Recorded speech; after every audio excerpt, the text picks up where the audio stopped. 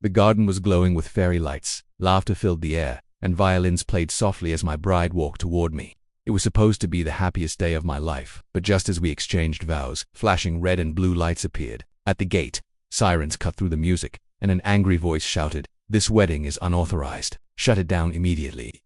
Guests gasped, children cried, and my bride's face went pale. Standing there in her white dress, she clutched my hand as if everything was falling apart.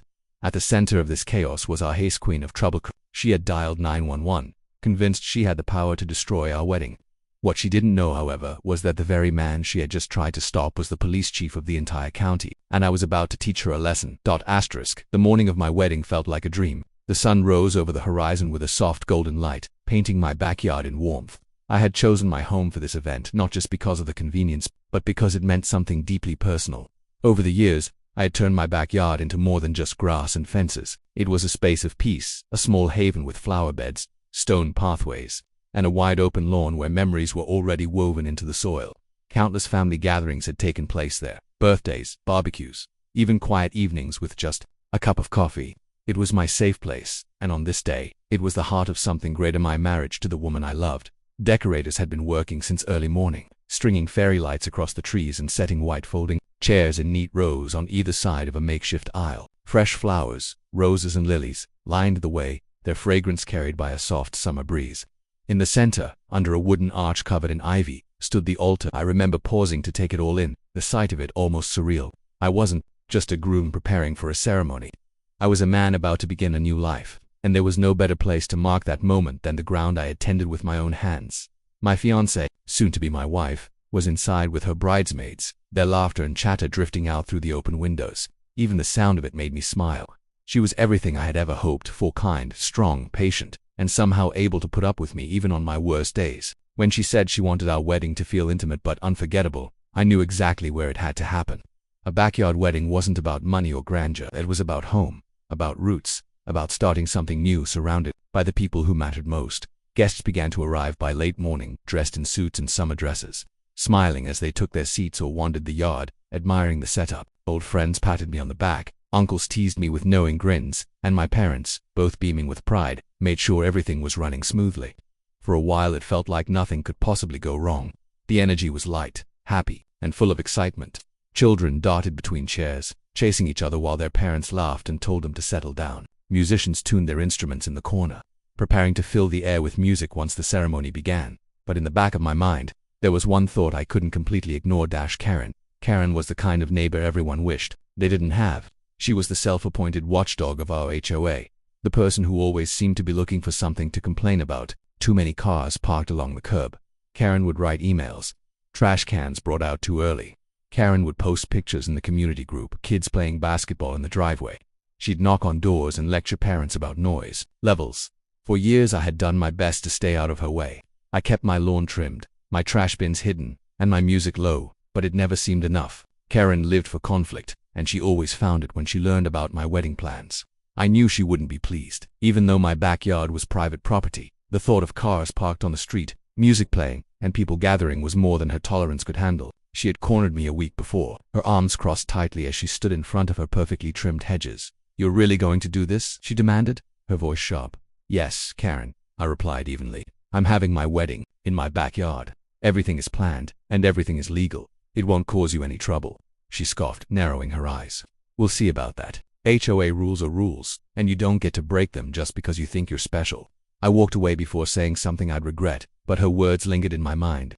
Karen thrived on control, and I could tell she wasn't going to let this go easily. Still, I wasn't going to let her ruin the most important day of my life. My bride didn't deserve that, and neither did I. As the clock ticked toward the ceremony, I focused on the joy around me. My bride appeared in the doorway, ready to walk down the aisle, and every thought of Karen disappeared in an instant. The world seemed to pause as she stepped out in her white gown, the sunlight catching the fabric and making it glow. She smiled at me, and I felt my heart stop.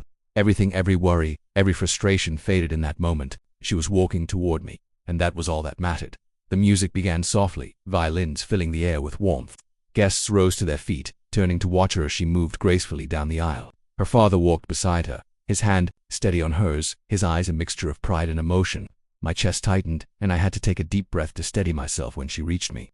Her hand slipped into mine, and for a moment it felt like the entire world had shrunk to just The two of us, the officiant, began to speak words of love and unity, about promises and journeys, about building a future together. I barely heard him.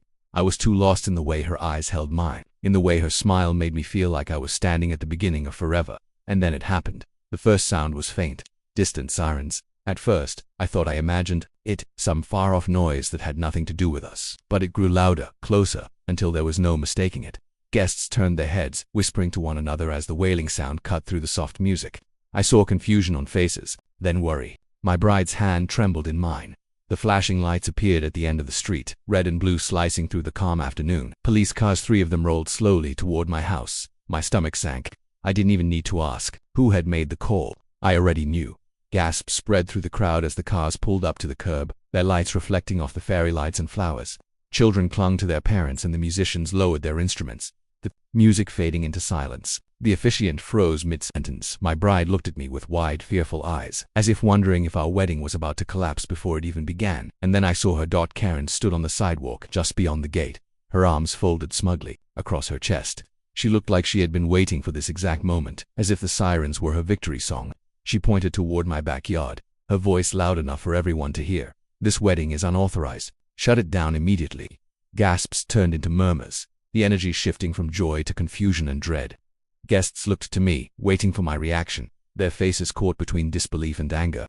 My bride squeezed my hand so tightly it almost hurt, but I didn't let go. The officers stepped out of their cars, their hands resting cautiously on their belts as they scanned the scene. They looked at the decorations, the chairs, the guests, all harmless, all peaceful. Then their eyes landed on me. For a split second, I saw recognition flash across their faces, but they said nothing. They were caught between duty and awareness, unsure how to proceed. Karen, however, didn't notice their hesitation. She stormed closer to the gate, jabbing her finger in the air as she ranted. "You're breaking noise ordinances, blocking streets, and violating HOA rules. I called 911 because someone has to do something. Shut this down right now." Silence followed her words. Dozens of eyes were on me. My bride's breath shook as she looked up at me, silently begging me to fix it, to make this nightmare disappear. And deep inside, I knew exactly what I had to do. The moment Karen's voice cut through the air, the entire wedding seemed to freeze in place. The guests looked from her to the flashing lights of the patrol cars, then back to me, as if waiting for me to wave a hand and make the problem disappear. The officers stood by their vehicles, clearly uncertain about how to handle the scene before them. To their eyes, it wasn't a crime scene at all. It was a wedding, peaceful, lawful, and joyous, and so someone decided to abuse the system. Karen didn't care. She fed off the attention, standing taller as though the flashing lights were a crown placed on her head. She shouted again, pointing directly at me. "You can't just take over the neighborhood for your personal party. This is against every HOA rule in the book. And now that the police are here, you'll finally face consequences." My bride's hand was still in mine, trembling. Her beautiful eyes, which moments ago had been filled with happiness, now brimmed with fear. I gave her hand a reassuring squeeze. Inside, anger simmered, not just because Karen was humiliating me in front of my family and friends, but because she had dared to frighten the woman I loved on our wedding day. There are things you can forgive, but there are also lines that should never be crossed, and she had crossed them all. The lead officer stepped forward, adjusting his belt as he approached. His partner followed behind, exchanging a glance that told me both of them already knew this call was nonsense. They were young officers, dedicated, trained, and respectful, and they also knew who I was. I had personally overseen their training sessions. I had signed off on their certifications. They had stood in my office and sworn their oaths in front of me. Now they were standing in front of my wedding guests, trying not to give away the truth before I chose to reveal it. "Sir," the officer said carefully, addressing me but keeping his eyes down to avoid betraying recognition. "We received a call about a disturbance. A neighbor reported excessive noise and unlawful gathering. Can you tell us what's happening here?" Before I could answer, Karen shoved herself forward, practically cutting between us. "Don't ask him, ask me," she snapped. "This entire thing is a violation. He didn't file for permits. He's disturbing the peace. There are cars blocking the street. It's chaos, and the HOA will not stand for it." Her shrill voice grated on every nerve. Several guests exchanged annoyed looks, and my best man muttered under his breath, "Unbelievable." My mother shook her head in disgust. Even the children, sensing her hostility, pulled closer to their parents. I finally stepped forward, standing tall between my guests and the flashing lights. My bride looked at me with trust, though her grip hadn't loosened. I raised my voice just enough to carry authority without shouting. "This is a private event held on private property," I said clearly. "There are no violations here. We have music permits. Parking is managed. Noise levels are under the legal limit. You have no grounds to shut this down." Karen's face twisted with frustration. She wasn't expecting resistance. She expected me to shrink, to panic, to bow down to her theatrics like so many others in the neighborhood had done before. She turned to the officers, her voice laced with urgency. "Arrest him if you have to. He's breaking the law, and if you don't do something, then I'll call your supervisor myself." That was the moment the officers almost smiled. They both knew exactly who my supervisor was: me. I reached slowly into the inside pocket of my suit jacket. A hush fell over the crowd, and Karen leaned forward, her face eager, certain I was about to fumble through excuses. Instead, I pulled out the small black leather case that had never left my side in all my years of service. I flipped it open and held it high, letting the badge gleam in the fading sunlight. Gasps rippled across the crowd. My bride's eyes widened, then softened with pride. The officers straightened immediately, their posture snapping to respect, even from a distance. Guests leaned forward to get a better look at the badge. "I am the chief of police for this county," I said, my voice calm but cutting. "And what just happened here is the abuse of an emergency service line. This call was not only false, it was malicious." For a moment, the world went silent. Karen's smugness evaporated as the truth hit her. Her mouth opened and closed, like a fish gasping for air, her bravado collapsing under the weight of reality. She stumbled over her words, trying to recover. "Teeth, that's not possible. You can't be." "Oh, I can," I interrupted firmly. "And I am. You've wasted taxpayer resources, tied up officers who could have been responding to actual emergencies, and disrupted a lawful event, all because you decided your personal irritation was more important than the truth." Murmurs spread through the crowd as guests shook their heads. My best man muttered again, this time loud enough for Karen to hear, "She's finally done it." My parents exchanged a relieved glance, and my bride, for the first time since the sirens arrived, smiled with a mix of awe and admiration. Karen's face turned crimson. "I didn't know. You should have told everyone." I stepped closer, lowering my voice so only she and the officers could clearly hear, though everyone was straining to catch my words. "I don't have to advertise who I am. I live here as a neighbor, not as the chief. But now, thanks to your actions, everyone knows. And what they also know is that you endangered my guests, disrupted my wedding, and called in false claims. 2 emergency services." The officers looked at me for direction, and I gave a small nod. They didn't need more instruction. One of them stepped toward Karen, speaking in the same professional tone they had been taught. "Ma'am, you are being warned that false emergency calls can result in criminal charges and fines. If you continue this behavior, you will be cited and referred for prosecution." Karen sputtered. But the HOA, said sharply, cutting her off, "has no jurisdiction over private property events conducted lawfully, and it certainly does not outrank the law of the county or state. You've overstepped." Karen severely. She shrank back, her eyes darting around as she realized the entire neighborhood was watching her downfall. Every ounce of authority she thought she held was slipping through her fingers. For years, she had bullied, intimidated, and manipulated people under the guise of rules. But tonight, on my wedding night, her power had been shattered. I turned back to my guests, raising my voice once more. "Ladies and gentlemen, I apologize for the interruption. The matter has been resolved. This is a lawful gathering, and we are going to continue our wedding." Cheers erupted from the crowd. Applause thundered as relief and joy replaced the tension. My bride laughed through tears, her face glowing with pride as she squeezed my hand tighter. Even the musicians, who had been frozen in place, picked up their instruments again, their notes floating back into the air. Karen, meanwhile, slunk backward, toward the shadows, her shoulders hunched, her once smug face pale and defeated. The officers lingered only a moment longer before giving me respectful nods and returning to their cars. The flashing lights faded as the patrol vehicles rolled away, leaving behind nothing but the warm glow of fairy lights strung across the yard as the ceremony resumed. Something felt different, not ruined, not tainted, but stronger.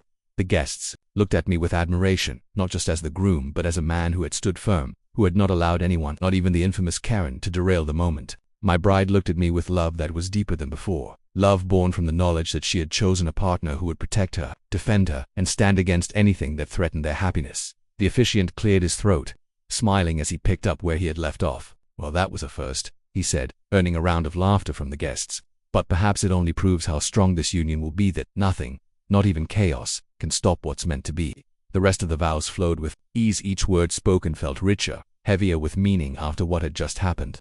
By the time we exchanged rings and sealed the promise with a kiss, the earlier disruption felt like nothing more than a distant shadow. Yet, deep down, I knew this wasn't over. Karen wasn't the type to back down quietly. She had been humiliated, exposed, and stripped of her false authority. And people like her didn't forgive or forget. I could already see it in her narrowed eyes as she lingered by the sidewalk before, finally retreating. This battle had been won, but the war she had started was far from finished. Still, as my bride and I turned to walk back down the aisle together, surrounded by applause, laughter, and the warmth of those who loved us, I made myself a promise. No matter what Karen tried next, no matter how she schemed or plotted, she would never take this day away from us. This was the day I married the love of my life, the day joy triumphed over spite.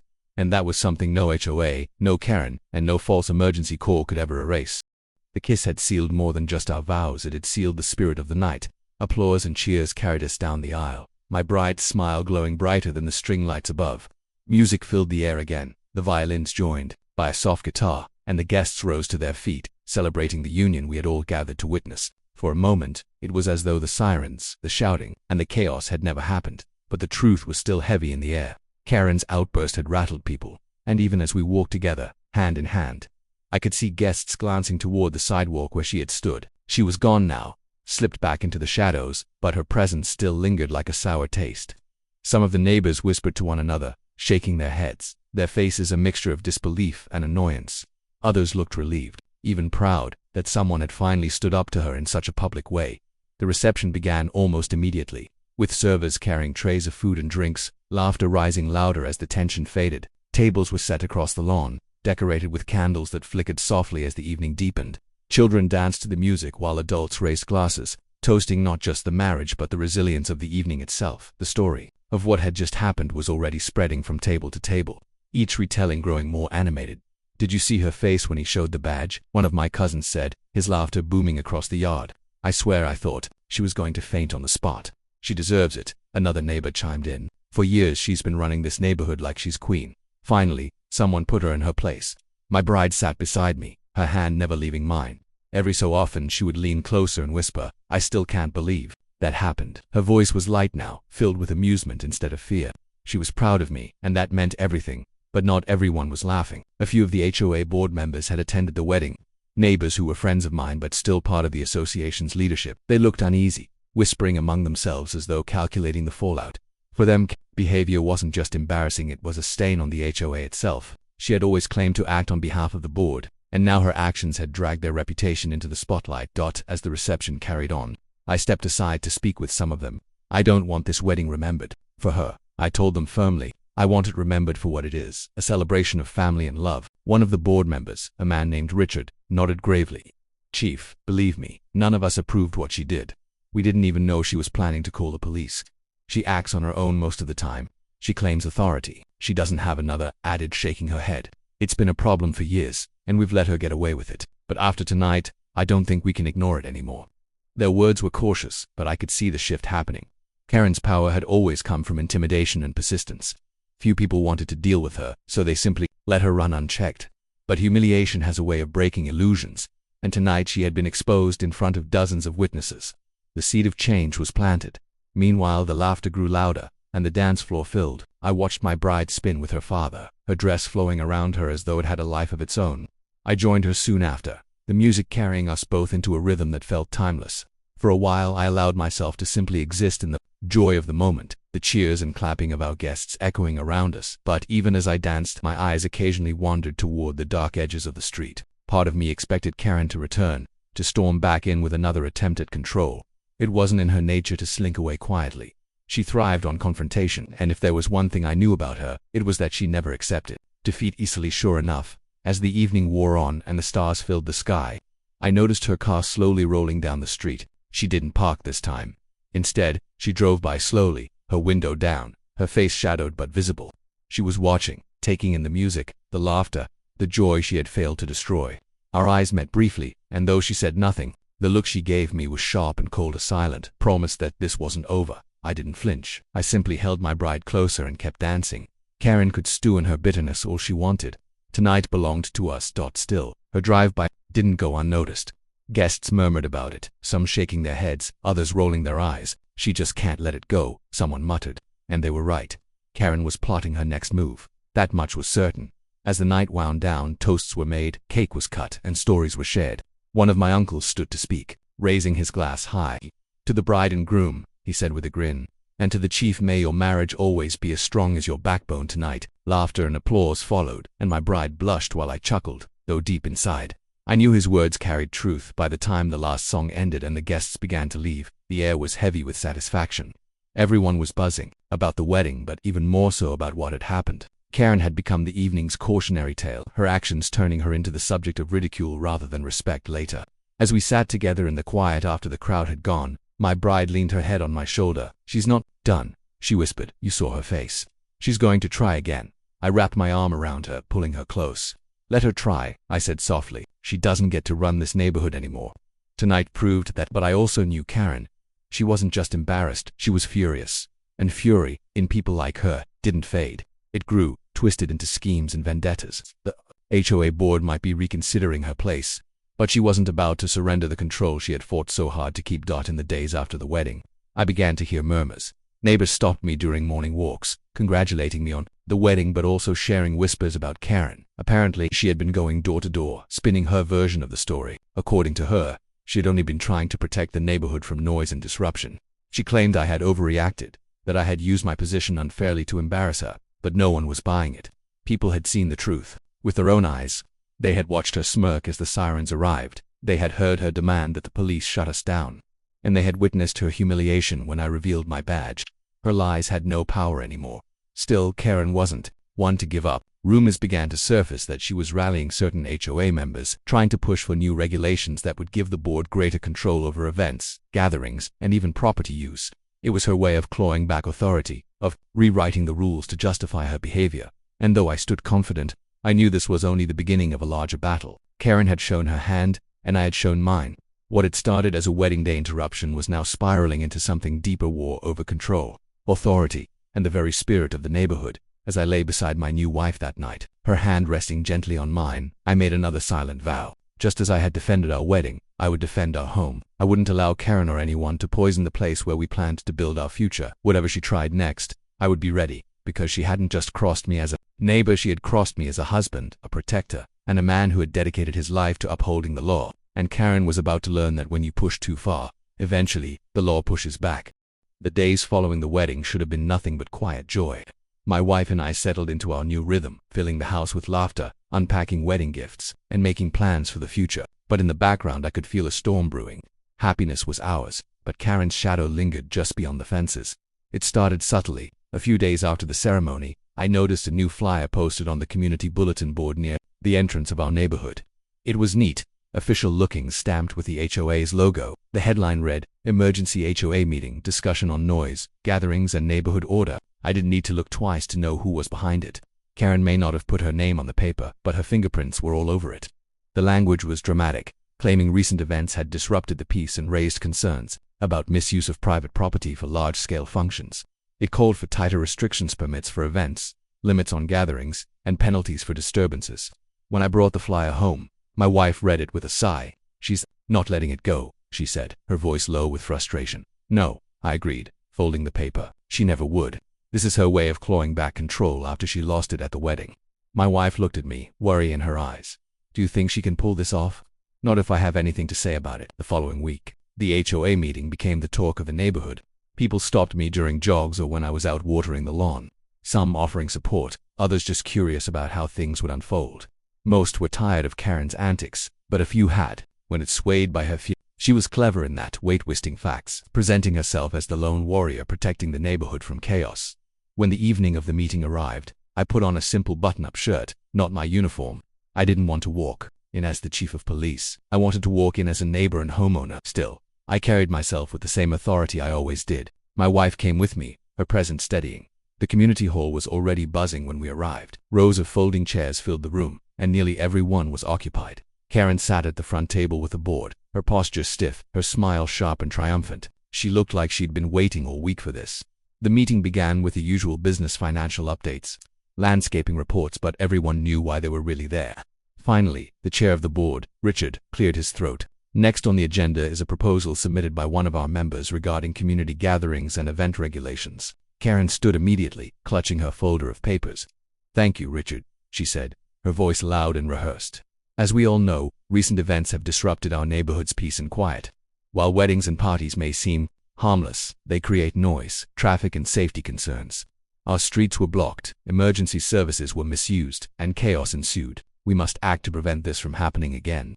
I sat silently, letting her words echo through the room. She gestured to her proposal, laying out her demands. Gatherings of more than 20 people would require written HOA approval. Events with music or amplified sound would be restricted to certain hours, and parking would be strictly monitored. Violations would carry heavy fines. As she spoke, I scanned the room. Some nodded, but many frowned. Parents whispered to each other, clearly uncomfortable. A few exchanged glances with me, their eyes apologetic. When Karen finished, she folded her arms smugly, waiting for applause. Instead, silence stretched across the room until Richard cleared his throat again. Does anyone else wish to speak on this matter? I rose slowly. Every eye turned toward me, and Karen's smug smile faltered just slightly. My wife squeezed my hand before I stepped into the aisle. I'd like to, I said calmly. My voice carried across the room, not loud, but steady and firm. First, I want to thank everyone who came to my wedding. It meant the world to my wife and me. Second, I want to address the claim that it was disruptive or unlawful. Karen shifted in her chair, muttering something under her breath, but I ignored her. My wedding was fully legal, I continued. We had all necessary permits for music, parking was arranged with consideration, and no one was endangered. The only disruption came from a false emergency caller call that tied up police resources and embarrassed this community. And that call did not come from the wedding, it came from here. Gasps rippled across the room. Karen's face went red. Her lips pursed as though she'd swallowed something sour. Karen would have you believe this is about protecting the neighborhood, I said, meeting the eyes of my neighbors one by one. But this isn't about safety, it's about control. She wants the HOA to dictate what you can and cannot do on your own property. Today it's weddings. Tomorrow it might be birthday parties, barbecues, or even a family reunion. Ask yourselves, do you really want to give that kind of power away? Murmurs rose in the crowd, some voices louder than others. One man stood up from the back. My daughter's graduation party had 50 people. Are you saying that would have been against the rules? Karen jumped in quickly. It's not about that, it's about order and keeping things from getting out of hand. Out of hand. Another woman snapped. There was nothing out of hand at that wedding except you. Laughter broke out, and Karen's face darkened further. I held up my hand to quiet the room. Listen, I understand the importance of rules. I enforce them every day in my profession, but rules must be fair, lawful, and rooted in reality. What's being proposed here is not about fairness. It's about punishing one person's grudge and forcing the rest of you to live under it. The board shifted uncomfortably, caught between their duty and the obvious truth unfolding before them. Karen sputtered, trying to recover her footing. He's just trying to protect himself. Don't you see? He's using his position to— What? I interrupted sharply. To stop you from overreaching. To remind you that you don't own this neighborhood, and you certainly don't own me. Let's be clear, my position has nothing to do with this. I'm speaking as a neighbor, as someone who wants this community to thrive. And if you push through these rules, you'll be destroying more than my freedom, you'll be destroying yours. The room erupted in murmurs again, but this time they were louder, firmer. Neighbors were speaking up, voicing frustrations that had clearly been bottled up for years. Parents complained about Karen policing kids at the playground. Homeowners griped about her endless emails and threats of fines. And even board members admitted they were tired of her domineering behavior. For the first time, Karen looked cornered. Her smugness drained away, replaced with fury and panic. She tried to shout over the voices, but each attempt was drowned out. The tide had turned. Richard finally raised his hand for silence. We've heard enough. The proposal will not move forward. His words were firm, leaving no room for debate. Applause broke out, echoing off the walls. Karen sat frozen, her face pale, her lips pressed tightly together. She had lost again, and this time in front of the very board she thought she controlled. The meeting ended. Neighbors approached me to shake my hand, pat me on the back, or simply say thank you. My wife stood beside me, glowing with pride. Karen stormed out without a word, her heels clicking angrily against the floor. But as I watched her leave, I knew this wasn't the end. Karen had been humiliated twice now, stripped of her authority, in front of the entire community. People like her didn't disappear quietly. They plotted, they waited, they struck back harder. Driving home with my wife that night, I felt her hand slip into mine. You won today, she said softly. But she's not done. I know, I said, my eyes fixed on the road ahead, but neither am I. Because Karen wasn't just fighting for power anymore. She was fighting for revenge. The day after the wedding felt strangely quiet compared to the chaos and tension that had erupted just 24 hours earlier. The backyard still held the remnants of the celebration, flower petals scattered across the grass, half-burnt candles sitting in glass jars, and a lingering sweetness of cake in the air. To most, it looked like the aftermath of a perfect evening. But to me it was also the aftermath of a storm I hadn't expected. Karen, the self-appointed queen of the HOA, trying to shut down my daughter's wedding by dialing 911 in a desperate attempt to exercise her authority. When I woke up that morning, I brewed myself a strong cup of coffee and stepped out onto the porch. The neighborhood was oddly still, almost as if the events of the night before had forced everyone into silence. My phone was buzzing constantly with texts, some from neighbors thanking me for standing up to Karen, others apologizing for not speaking up sooner, and a few from friends who couldn't stop laughing at the idea of Karen calling the cops only to discover that the police chief was hosting the event. I couldn't help but chuckle at that myself. Of all the mistakes Karen had made over the years, harassing people over fence paint colors, demanding fines for grass that wasn't trimmed to her liking, and enforcing ridiculous community standards, this one topped the list. She had called 911 to flex her control, but instead she revealed just how powerless she truly was. As I sat there sipping my coffee, I thought about how last night had ended. After the officers who responded realized I was their chief, the entire situation had flipped. Karen went from smug and loud to panicked and defensive in seconds. The guests cheered when they saw the officers shake my hand instead of shutting us down. My daughter, who had been holding her breath in fear that her special day would be ruined, burst into tears of relief as the music started again, and by the time the sun dipped below the horizon, the laughter, dancing, and joy filled the air stronger than ever. But today wasn't just about looking back. There was still a storm to settle. Karen wouldn't just roll over. She was stubborn, and I knew she'd try to spin the story in her favor. What she hadn't counted on, though, was how tired everyone else in the neighborhood had grown of her antics. Late in the morning, a small group of neighbors gathered near my front gate. At first I thought they were there to complain, but instead, one of them, an older gentleman named Frank, stepped forward. He looked uncomfortable but determined. "Chief," he said, "we just want to thank you what you did last night." Standing up to her, it gave the rest of us some courage. "We're done letting Karen run this place like her personal kingdom." I raised an eyebrow. "You're saying what I think you're saying?" Frank nodded. "We're calling for a meeting. HOA rules or not. It's time we vote on some changes. And it's time Karen steps down." I felt a slow smile spread across my face. For years, Karen had used fear and threats to keep the neighborhood under her thumb. The HOA had become her weapon, and too many had gone along with it because they were afraid of being targeted next. But last night, she had finally overplayed her hand. And now, the tide was turning. That afternoon, the meeting was held at the community clubhouse. Word had spread fast, and nearly every household was represented. The tension in the air was thicker than I'd ever felt before. But there was also an undeniable sense of unity, something Karen had never expected to see. Karen walked in, her heels clicking sharply against the floor, her expression set in that familiar smirk she always wore. She looked around the room like it belonged to her. "I assume this is about last night," she said, her voice dripping with sarcasm. "Before anyone gets carried away, let's remember that rules are rules. I was simply enforcing them." That's when I stood up. "Karen, you didn't enforce anything. You abused your power. You called 911 on a wedding in someone's own backyard, a wedding that broke no laws, no ordinances, nothing. You tried to ruin the most important day of my daughter's life just to prove you could, and it backfired." Murmurs spread through the room, and I could see her confidence faltering. She tried to brush it off with a wave of her hand. "Oh, please, don't act like you're some kind of hero. You think being police chief makes you above the rules. I was trying to keep peace in this neighborhood." Frank rose from his chair, his voice firm. "No, Karen, you weren't keeping peace. You've been making our lives miserable. Enough is enough. We want to vote." The crowd erupted in agreement. For the first time, Karen looked genuinely rattled. She tried to argue, but the voices of the neighbors drowned her out. The vote was called, and the result was overwhelming. Karen was removed from her position as head of the HOA. Her face turned red, her voice shaking with rage. "You're all making a huge mistake. You'll regret this," she snapped before storming out of the clubhouse. But no one followed her. No one tried to defend her. As the door slammed shut, a wave of relief swept through the room. People clapped, cheered, and even laughed. The iron grip Karen had held over the neighborhood for years had finally been broken. And in that moment, I realized something important. This wasn't just about my family or my daughter's wedding. This was about freedom, respect, and community finally standing up to a bully. Later that evening, my daughter came by the house with her new husband. She hugged me tightly, tears in her eyes again. "Dad, I don't know how to thank you. You didn't just save our wedding. You showed everyone who you really are. You showed them strength." I hugged her back, my chest tightening with pride. "Sweetheart, the truth is, it was never just me. It was all of us, finally standing together. That's what real strength looks like." As night fell, I sat back on the porch again, looking at the lights twinkling across the neighborhood. For the first time in a long while, the air felt lighter. Karen's reign was over.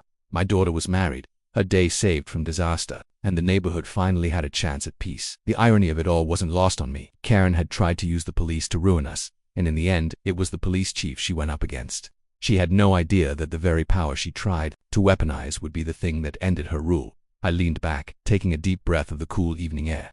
Life was unpredictable, but one thing was certain. Karen would think twice before ever trying something like that again. And as for me, I was done letting people like her dictate the happiness of those around me. The backyard, the same one she had tried to silence, now stood as a symbol of resilience, love, and unity. It wasn't just where my daughter said I do it was where a community found its voice.